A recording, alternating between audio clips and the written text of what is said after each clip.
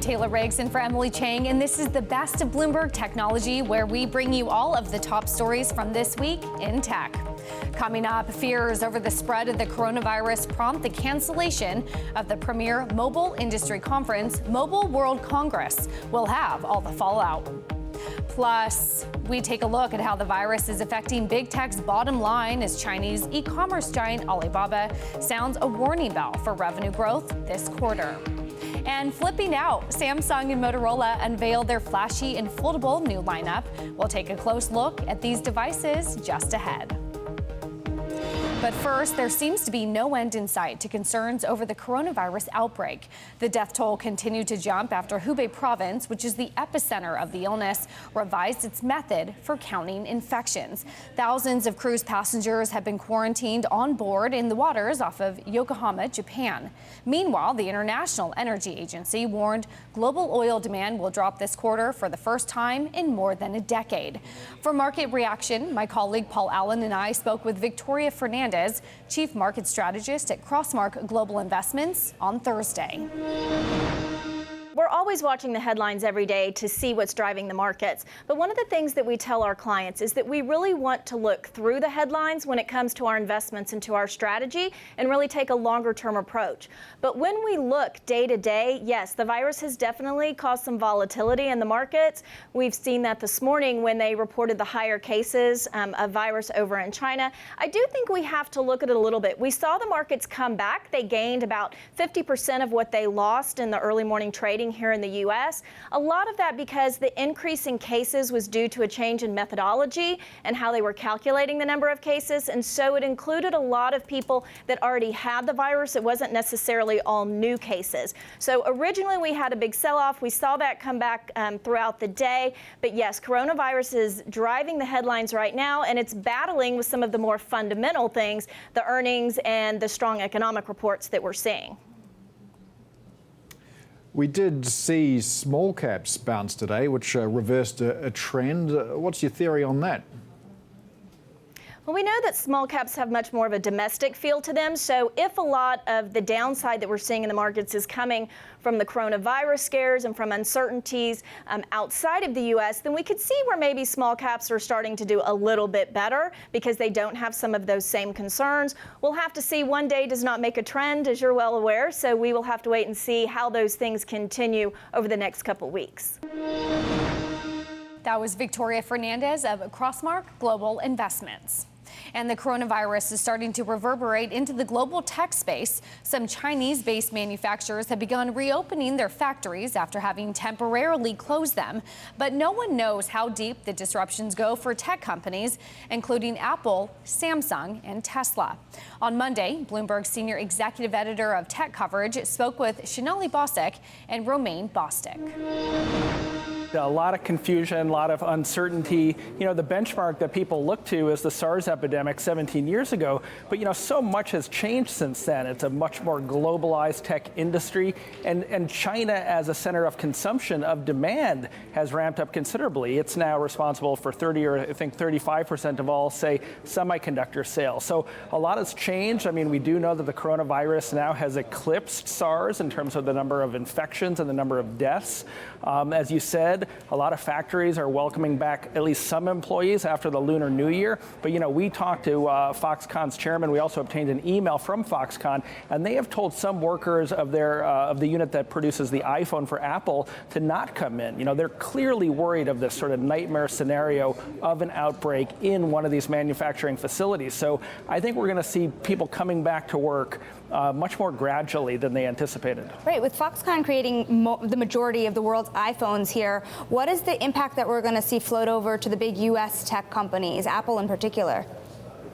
Right. Well, the one spot of good news is that this is a sort of soft, period of the year, at least outside of China in terms of consumption. The upgrade cycles for phones is in the fall. The holiday shopping season, of course, is the big time of year for the tech companies. And so there's a good chance that even if they do get slowly ramp up back into production, they can make up the shortfall later in the year. But, we got an email from the chairman of Foxconn who said, he was sort of lowering estimates for the year to 1% to 3% growth from 3% to 5% growth.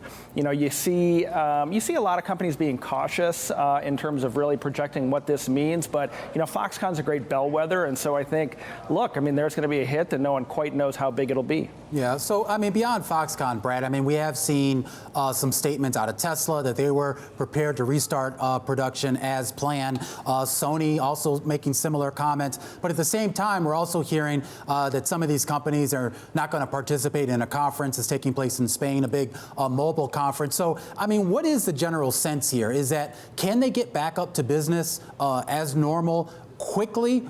Are they willing to do that? Or is this just going to drag out for months on months? I think it'll drag out for the foreseeable future. It's a very much wait and see and sort of following the facts on the ground and the projection of this virus. Some indications that it might be peaking. I think all these companies are looking at it quickly, looking at it carefully. With regards to Mobile World Congress in Barcelona, it's sort of easy to pull out of that. It's, it's an important conference for the year. But, again, sort of the safety of your employees and preventing any unnecessary infections is paramount. So, I think every company is sort of looking at this and waiting to see how it plays out. And look, there's also, I just want to mention a kind of practicality factor here where you have workers coming back from their holidays in China from the Lunar New Year and facing transportation blockades, quarantines in some of these provinces around Wuhan. It's simply impossible for them to get back to work. That was Bloomberg's Brad Stone. And as we just heard, several big-name companies announced they were pulling out of the Mobile World Congress due to concerns over the virus. Then on Wednesday, organizers scrapped the event entirely. In a statement, they said, the global concern regarding the coronavirus outbreak, travel concern, and other circumstances make it impossible to hold the event. My colleague Paul Allen and I spoke with Bloomberg's Mark Gurman for reaction to the news and implications to the companies involved. It's significant in the sense that it's going to have a true economic impact on the city of Barcelona, which, does everything it can to support this conference. Basically, the city becomes the conference for that week. It's going to put a delay or a halt on a lot of business meetings and potential deals between carriers and component suppliers. But at the end of the day, the overall impact on the technology industry, besides a little bit of a financial, headwind, is not going to be significant, right? Thankfully, we're in the year 2020, and these things can be rescheduled, whether in another place or over a video conference. Mark, what were we expecting from that conference? Yeah, we were expecting a lot of, hoopla around 5G and all the backroom deals that can get done around that. But from a consumer perspective, I know Motorola was set to announce a slew of new flagship 5G phones there. A few other companies were going to announce new phones, but none of the major giants, right? You weren't going to see anything new from Apple, Samsung, or any of the big players we talk so much about. So we're not really missing out on those. And of course, we're in the time where lots of tech companies like to make these big splash announcements on their own timelines rather than those of a major conference. Mark, it does give an opportunity, conferences like this, to get a lot of very important people in the same place talking about developments. So more broadly, is this going to have any implications for things like 5G rollouts or other deals?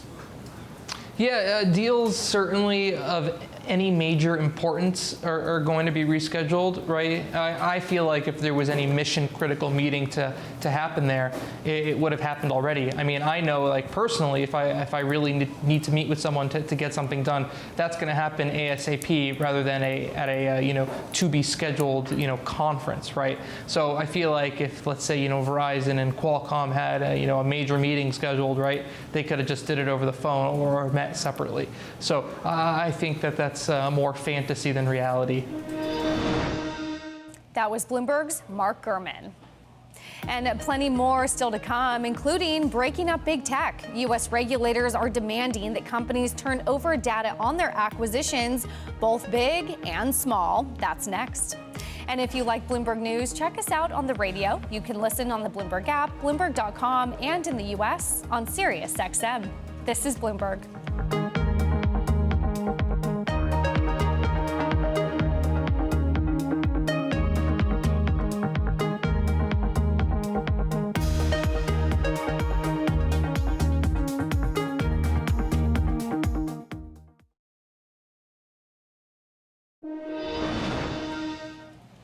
The U.S. Federal Trade Commission wants to know more about big tech and some of its acquisitions, specifically ones that may have eliminated emerging competitors. The FTC has told 5 large companies to provide information about deals that were not reported to antitrust agencies. The companies include Alphabet, Amazon, Apple, Facebook, and Microsoft. We discuss this with Pivotal Research Senior Analyst for Internet and Media, Michael Levine. It is probably Facebook towards the top of the list. And I'm looking at that in conjunction with basically hearing that they were going to conceivably seek an injunction towards the end of last year, trying to basically stop Facebook from tying together different messaging platforms. And if you think about were that to be the case, and we had written a note about this in the end of the year, there'd be a lot more revenue dyssynergies than I think people appreciate. What acquisitions would we be talking about in Facebook's case? Are we talking about WhatsApp, Instagram? Yeah, I think that's it. WhatsApp and Instagram. I mean, a lot of small ones, but those are the ones that are obviously needle moving. So what are the implications? I mean, threat, for lack of a better word, from the FTC is one thing. A real breakup and an antitrust action is another. What are the odds of real action? I mean, my guess is even if they bring a case, it would take years in the courts to basically play its way through.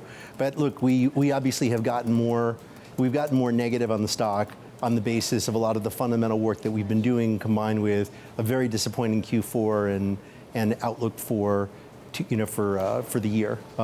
So I would say it's been one of the things that's kept us more on the sidelines with regards to the multiple, and I think that will continue to act as an overhang. If we're right on the fundamentals, I think you're going to see the multiple conceivably grind even lower. Michael, is it possible that there's just simply nothing to see here? And more broadly, is regulatory risk just come with the territory with tech investing nowadays? I mean, I think there actually is something to say. I mean, there's definitely pretty clear dominance within the social space. And, one of the things that's been so remarkable about Facebook is this ability to leverage the data across the different platforms. And, they probably are the most monopolistic by way of comparison. I mean, to your earlier point, Taylor, I don't want to. I mean, we're obviously positive on Google. I don't want to brush under the cover that I think you would have conceivably some issues around the double-click unit, but we've also been reading between the lines, and you saw some chatter a couple weeks ago suggesting that might basically be used as, in our opinion, as a means of appeasing the regulators, of conceivably would they spin out double-click, which we actually think would be a pretty big win. That was Pivotal Research Senior Analyst Michael Levine. T-Mobile and Sprint have been steering their merger through a regulatory maze for nearly 2 years. And this week, they got a step closer to reaching the finish line. The two companies say they expect to close as soon as April 1st. We got reaction with Bloomberg Intelligence Senior Analyst Jennifer Reed. I think this decision was a surprise, particularly amongst antitrust analysts and antitrust lawyers who had been looking at this case. It was an unusual decision because rather than taking each of the company's defenses to what was a presumptively anti-competitive deal based on their combined market shares and based on what we call the HHI index, which is commonly used to assess a deal, the defenses, no defense on its own met the test that's really set forth in the Department of Justice's guidelines. But instead, what this judge did is said, well, if you take them all and you put them all together, taken together, they all weigh against this. They rebut this presumption that this deal is anti-competitive. And also, the judge accepted the remedy that the Department of Justice and FCC imposed to divest assets to Dish and set Dish up to be another competitor in the market. Who needed this deal more, Sprint or T-Mobile? Oh, I think absolutely Sprint. Had this deal not gone through, T-Mobile would have been able to go ahead and continue with the profitable path that it's been on. It may have been more difficult given that it needed certain spectrum that Sprint had, but Sprint was definitely in a difficult spot. You know, they had reputational problems, they had network problems, they had debt.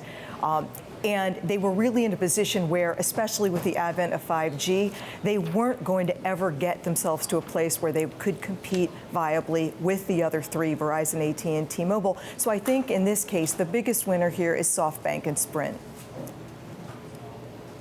Yes, I just wanted to build on Taylor's question. Who needed this deal more, Sprint, T-Mobile? Well, Masayoshi Son has had a wretched year or so. You know, absolutely, and I think that this was really needed, this deal, and, you know, they should thank John Ledger, I think, for this. I attended a lot of the trial, and I have to say that some of that genius and the force of his marketing personality definitely came through in how the judge assessed this evidence. You know, the judge decided that the maverick and the uncarrier strategy and the corporate culture that John Ledger had generally built into T-Mobile was really going to continue even when it was a larger company combined with Sprint. And I think, you know, Sprint was really lucky in this decision today, given what they've been going through. Just in terms of Masayoshi Son and the Vision Fund, well, we've got Elliott Management urging Softbank to now go ahead with a buyback and prove its transparency. Does the completion of this deal in April make it likely that some of those things are going to happen? You know, I would think so. It's straying a little bit out of my area, which is antitrust analysis. But yes, I would think so. It looks like the completion of this deal is going to start putting things in place for Softbank. That was Bloomberg's Jennifer Rhee. And coming up, Lyft came out with fourth quarter results this week that beat expectations. We'll dive into the numbers next. This is Bloomberg.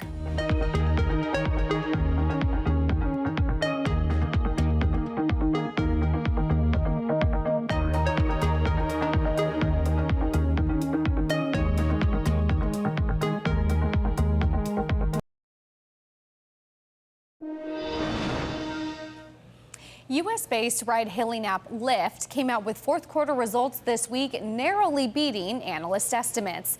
But it wasn't enough to impress investors. The stock fell shortly afterwards as the company said it couldn't promise profits sooner. We broke down the numbers with Bloomberg's Eric Newcomer. Uber had the advantage of having its earnings first, got to surprise investors by moving up its profitability target. And I want to be clear, we're talking about, the adjusted profitability here. So cuts out a lot of things. There's still, even stock comp, these companies are spending a ton of money. But yeah, Lyft is still growing impressively. I think it was something like 50%. They got to $1 billion in revenue in the quarter.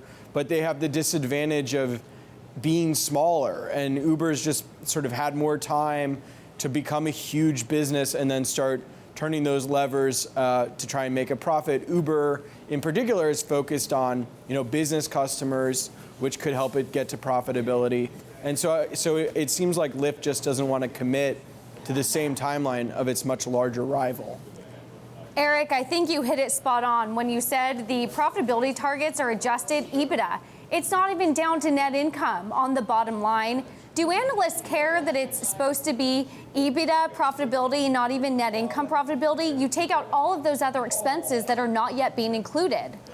Yeah, on some level it is shocking to be talking about Uber getting to profitability this year when, if we just look at 2019 losses, I think it was something about above $8 billion on a net income basis because they have something like $4 billion in stock loss and then lots of other expenses. So on a GAAP basis, Uber is a company that loses a ton of money.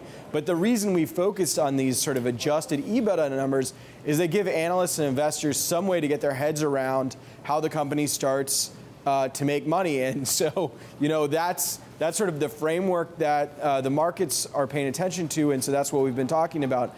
But yeah, it's certainly important to remember that there have been huge stock expenses and other expenses that are still going to be a problem for these companies. Eric, as part of the problem here is that the rides market is simply getting saturated. You can't encourage consumers to just start taking more rides. Does Lyft need to start finding new ways to make money? Yeah, I mean, Lyft has the advantage of growing into sort of a market that's bigger than the company, right? You're still seeing it grow into new active riders, which is a good sign for Lyft. On Uber's call, you heard the executives say over and over again that they were going to face the law of large numbers, that they were just going to run into the sort of top size of the ride-hailing market. And so obviously Uber has gone into food and other industries in a way that Lyft hasn't. And so far Lyft's message has been focused, and I don't think we've seen any sign that they're going to veer from that. For the time being, it seems like they need to show that they can run sort of a profitable ride-hailing business and make it work as a smaller company. How about on the cost side of things, Eric? Lyft's already said it's going to cut 90 jobs. Is this potentially just the start?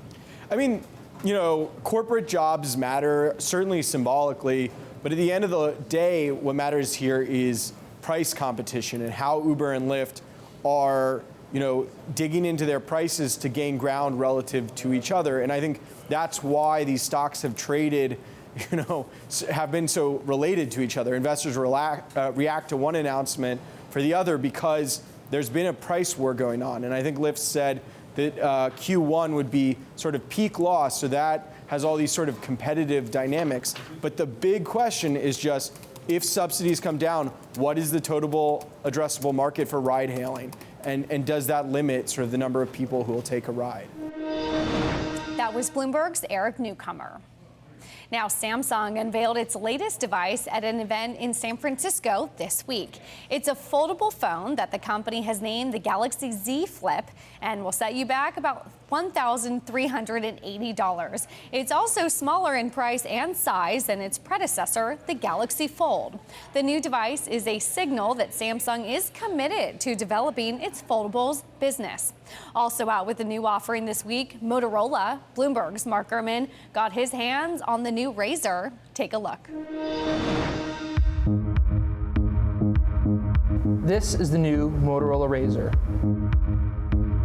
This is Motorola's $1,500 Razr reboot. Remember the Razr from 15 years ago? That was the standard phone that pretty much, everyone had back in the day before the iPhone. And instead of being a normal flip phone, it's a flip foldable phone. And it has a full touchscreen running Android. So now it's a smartphone. Now this phone has plenty to like. It's very minimalistic.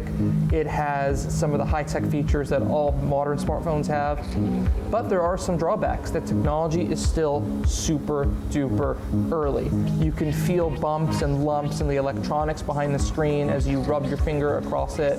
There is a noticeable sound when you open and close the phone, just the hinge mechanism opening and closing. And even though it's $1,500, it just doesn't feel super reliable. This could be a phone that works properly for 6 months or a year. So it's to be seen long-term how well this thing goes, how long it lasts, the ability to close it, put it in your pocket, your purse, your skinny jeans, and make it very easily accessible. The nostalgia of having a phone that you can flip open and close.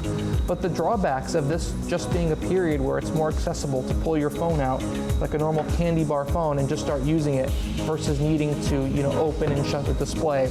The cameras are behind the times because of the thinness of the mechanisms in here. The hinge makes that noise. You can feel the electronics. So we'll have to use this thing longer term to really give it its fair shake.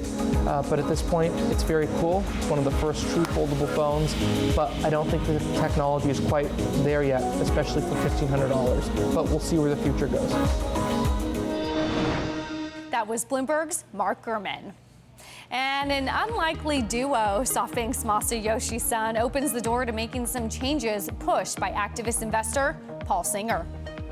And Bloomberg Technology is live streaming on Twitter. Check us out at Technology. Be sure to follow our global breaking news network at Quick Take on Twitter. This is Bloomberg.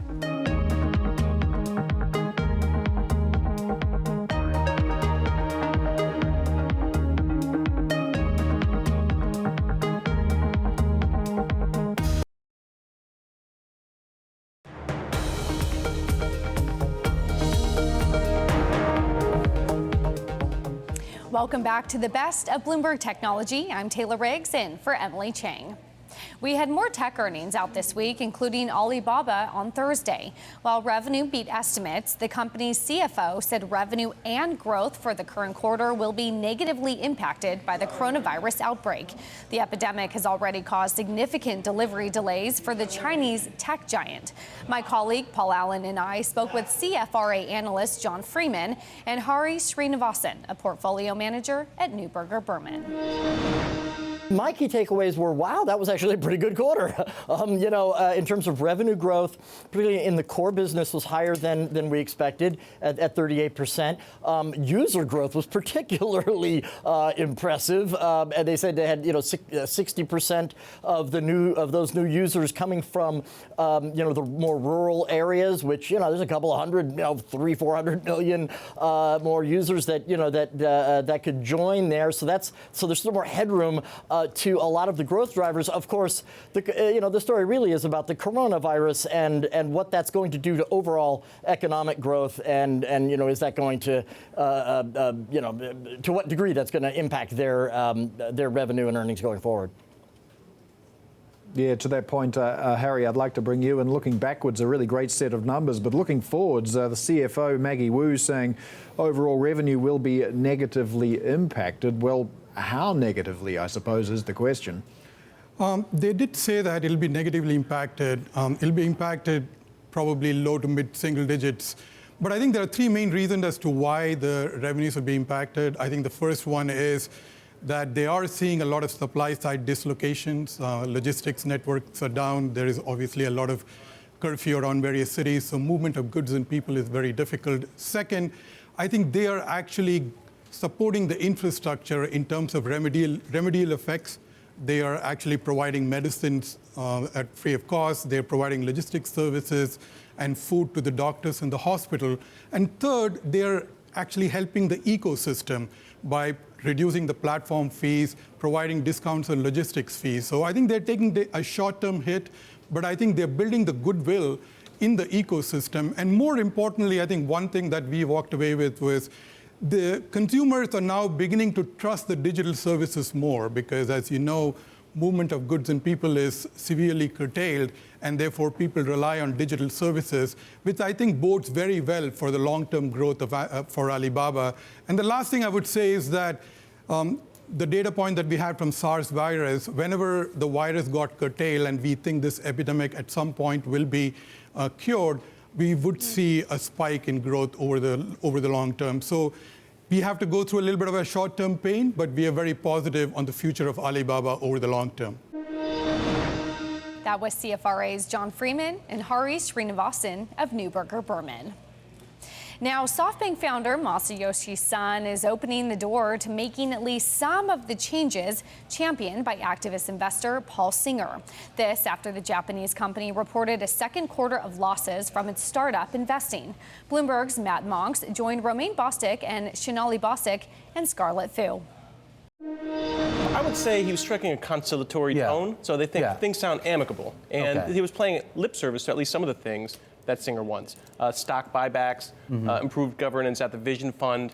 He nodded, and corporate governance changes at the board. He nodded to the fact that, we might address some of these things and improve them. So he's saying the right things that Elliott wants to hear, and he's also saying it in a favorable tone. He said, he described Singer as his important partner, and he met with them 2 weeks ago. And he also described himself as, the largest shareholder in Softbank. So, of course, they're naturally on the same page. But Elliott actually puts more money to work than anybody else when it comes to activist campaigns, most feared investor in the world. Masa did not say that he would do exactly what he wants, which is that $20 billion buyback, right? So do you think that what he did today was enough to start to kind of ease some of those tensions between the investors and the firm? Well, we're in the early stages, and these things move at their own cadence, right? Elliott, the news broke just, a week ago. I think he did that because he knew that earnings were coming out. It's going to take several weeks for them to continue engaging. So was it enough today? I don't know what we're going to see there, and particularly on the buybacks. I mean, he said we're open to the idea of buybacks, right? But the time and the size of that, it's going to depend. He also said, in terms of transparency at the Vision Fund, he said, we're open to having some transparency at the Vision Fund, but then he turns around and he won't disclose, the value of the private companies because, confidentiality agreements. My takeaway from that is, Masayoshi Son, he is his own guy, and he's going to do what he's going to do. Some strong personalities here, and as Shonali said, Elliott is a very feared shareholder, activist shareholder here. Has it worked? Has it been able to work out deals with the companies it's targeted in an amiable way in the past? Or does it always tend to get adversarial? How is he described? Somebody wrote about him the other day. They called him the boss who tells bosses what to do. Okay. I mean, when he puts his weight behind something, he often gets his way. Whether that's going to happen here, I suspect things are amicable, and I suspect he's probably going to get a board seat or two here. And that, if things go that way, it's going to be another win for him. That was Bloomberg's Matt Monk. And coming up, Mike Rogers, a former House Intelligence Chairman, joins us to discuss how he thinks the U.S. can win the global race to deploy 5G. And Wework brings in a new CEO in hopes of turning itself around. We'll discuss the challenges facing the real estate veteran. This is Bloomberg.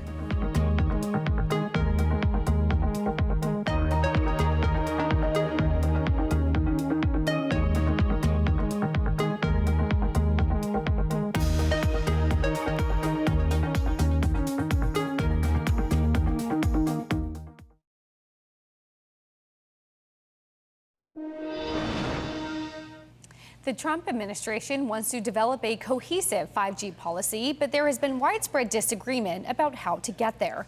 Last week, Attorney General William Barr dismissed a new White House-led effort to build 5G using homegrown equipment. Barr instead said the government should work with Nokia or Ericsson to counter the threat of Huawei dominating the next generation networks. I spoke with former House Intelligence Chairman Mike Rogers.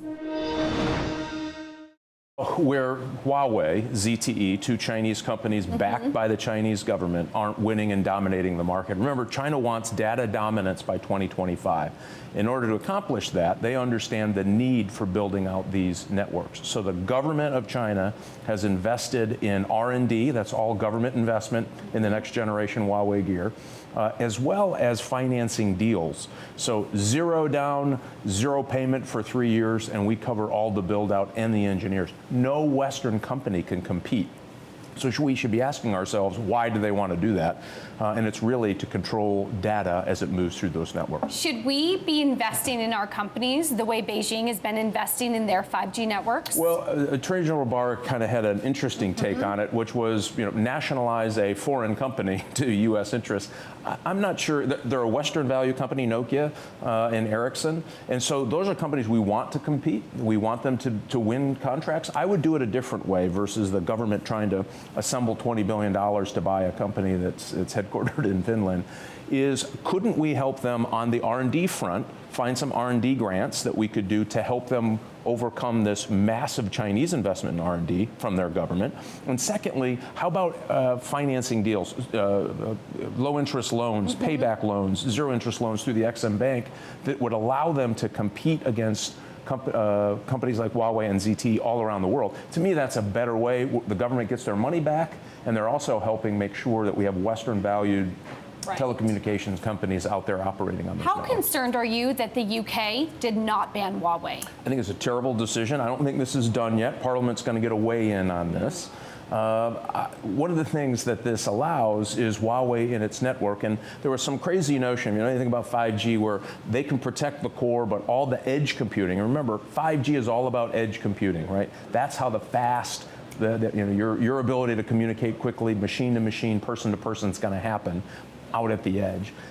I don't know anyone that believes that's even possible, number one. So what it means is it's going to change the way that the intelligence services of the United States share with our greatest partner, Great Britain. And we share more with them in real time than any other nation on the face of the earth, even our other Five Eye partners, 5 intelligence countries that we share information with. And that's going to change. And not only that, but you've given China the ability to turn off things when there's a disagreement. Why would you want any foreign adversary to have that capability, that leverage anywhere in your networks? And you can't keep them out. There's an old saying in the intelligence business, it's not where you get into a network, it's how you move once you're inside to a network. It's that lateral movement. Well, once you're in their network, anywhere in the country, they can move around to places you don't want the Chinese intelligence services. That was former House Intelligence Chairman Mike Rogers. Now, Wework has named Sandeep Mathrani as its new CEO in a bid to salvage the embattled startup. A real estate veteran, Mathrani took shopping mall operator GGP out of bankruptcy in 2010. He was also CEO of Brookfield Property Partners Retail Group. After failing to go public in September, Wework has been remaking its management team. It also added its first woman to the board. I spoke about Wework's new strategy with D.A. Davidson senior research analyst Barry Oxford. I've written reports about Wework's and really struggled with the company. I feel this is one of their first really positive moves. They've been through a couple CEO changes now, but I think you're hitting the nail on the head when you say they have a real estate person, and this is a real estate company with maybe a tech bent, but this is not a tech company with a real estate bent. This is real estate first, and I think Sandeep is the person to lead this company as far as getting them to profitability. What can you glean from Sandeep's previous work within about, turning around some real estate companies, pulling them out of bankruptcy, that you can now glean forward into any future work that he could do at Wework? Sure. Sandeep, being the, a CEO of a public company and bringing them through some very hard times in 2009 and 2010, I think he's the person to lead this company.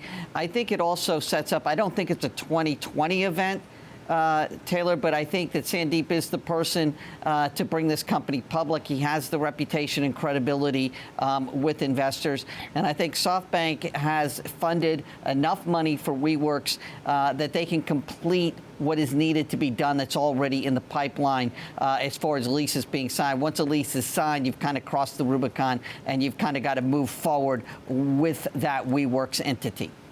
His first day is February 18th. What should be his number one job on day one? Is it getting out of unprofitable businesses? Is it focusing on the IPO? What would you like to see him do day one?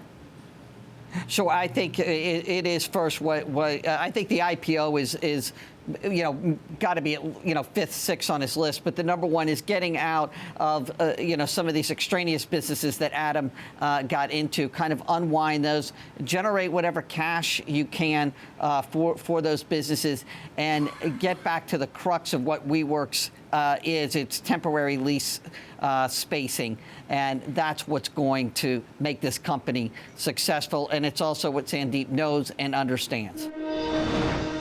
That was D.A. Davidson's Barry Oxford. And it's still ahead, a possible solution to childhood blindness. We'll take a look at what medical experts are trying to achieve with gene therapy. That's next. This is Bloomberg.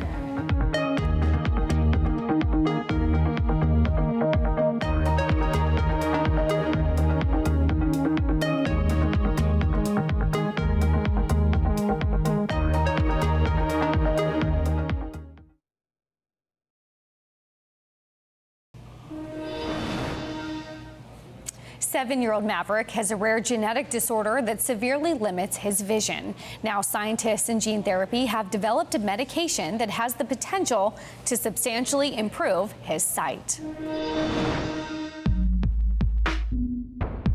Defects in retinal genes cause a devastating form of childhood blindness. Gene therapy is really, I think, at the forefront of treating retinal degenerations. There are now over 20 clinical trials addressing various diseases in ways that we didn't really think possible before. Come on. Having to make a decision on his behalf has been a real struggle. This treatment could change our lives. This could stop a truly terrible disease. As we tackle the problem of childhood blindness, this is going to be a real breakthrough in our ability to change the course of the disease in a way we never thought possible.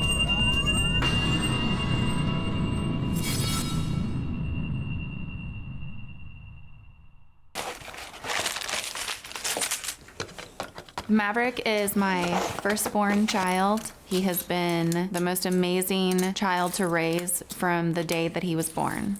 I didn't have a lot of experience with babies before I had him, but I just noticed that he had a blank stare. Checked his tracking vision and it was non-existent. We went through all the genetic testing and it came back positive for Leber's congenital amaurosis with a specific genetic marker of RPE65. The cones and the rods in the eyes don't allow for light perception. So he is legally blind with specifically low light blindness. He also doesn't have peripheral vision or vision below his waist. It's almost tunnel vision. Oh, I need a parachute now, help me!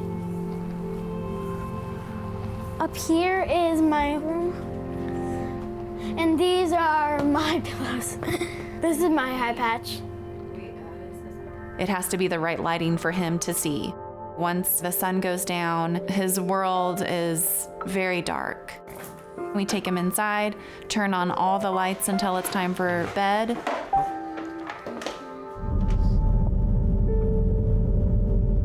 Maverick's condition is degenerative. There is no time frame of when the degeneration will take place, but it is a well-known fact that he will be completely blind in later years. It took his thoughts quite some time to subside into sense of fire and sulfur, a torched landscape. In December of 2017, the FDA approved gene therapy for Maverick's specific condition. And so we went and talked to Dr. Nagel shortly after it was approved. Oh, mine was right behind you. Maverick was 6 years old when I first met him, and this family for a long time had struggled with getting a diagnosis, and then were very excited finally to hear that there was a treatment. Luxturna is a gene replacement therapy whereby we're delivering a normal, healthy copy of the RPE65 gene to patients who have 2 defective copies. This medication is a virus which has essentially been modified, so its only job is to deliver the genetic material. We deliver this virus with a very fine needle underneath the retina. And then we have a healthy copy of a gene that's been missing in the cells that normally make it. Unfortunately, with this disease, the cells that absorb the light, the photoreceptors, are constantly degenerating. And there gets to be a point where there simply aren't enough cells to function, even if we were to deliver that gene back. So it makes a lot of sense to treat earlier pediatric patients, young patients, when they have those cells there and just need the normal copy of the gene to make the protein and thus function again. So treatment early in children is really the way to go to achieve the best results. Here at Children's Hospital Los Angeles, we've treated 17 patients, so 34 eyes. We have data that the treatment effect is stable without any loss in function.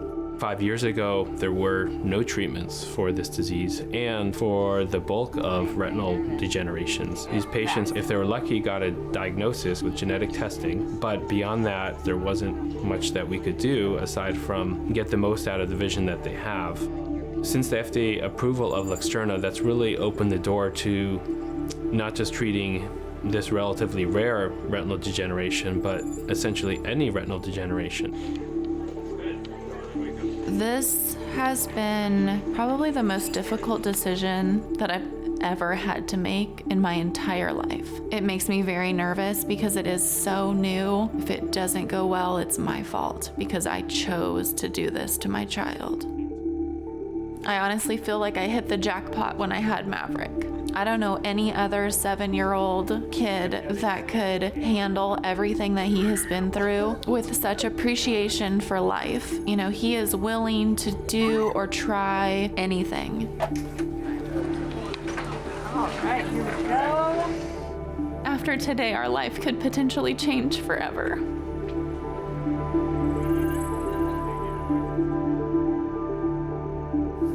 Love you.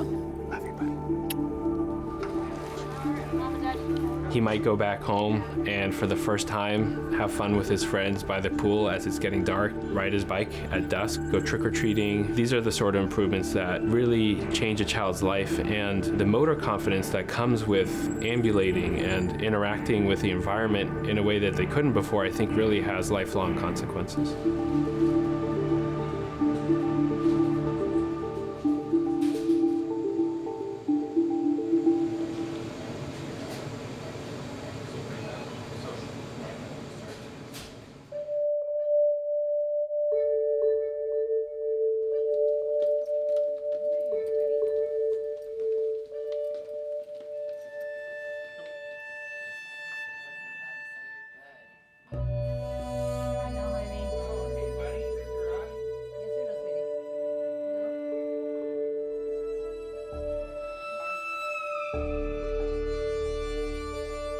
It takes 7 days for the corrected DNA to be absorbed. So at 7 days, he could potentially see again. It just comes in very small doses, and it could take up to 4 months, they said.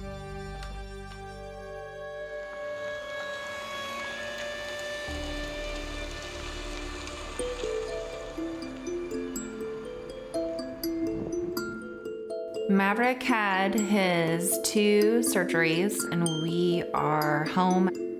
The first day that I really noticed that something was different was riding in a car, and he said, "Mom, I'm just looking outside and I'm seeing what is outside the windows. Like, I've never been able to see through the windows."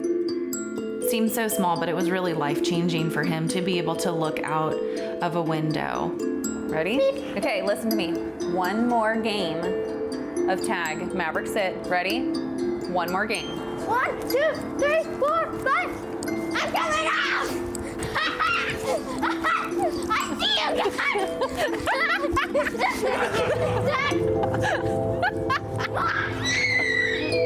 In the past 7 years, we don't even come in the backyard at night. It's a true miracle. You cannot stop me! Okay, I got Maverick. Willow, come here, get him. He has a whole new level of independence, and he is ready to conquer anything that is given to him.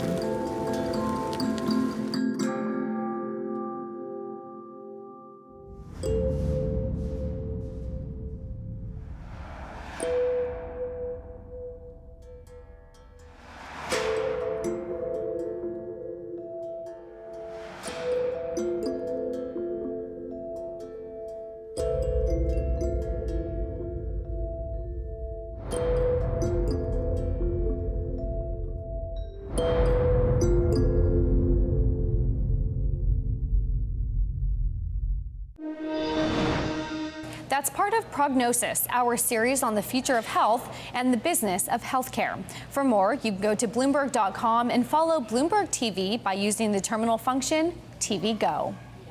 And that does it for this edition of the Best of Bloomberg Technology. We'll bring you all the latest in tech throughout the week. Tune in each day at 5 p.m. New York and 2 p.m. in San Francisco. And Bloomberg Technology is live streaming on Twitter. Check us out at Technology, and be sure to follow our global breaking news network at Quick Take on Twitter. This is Bloomberg.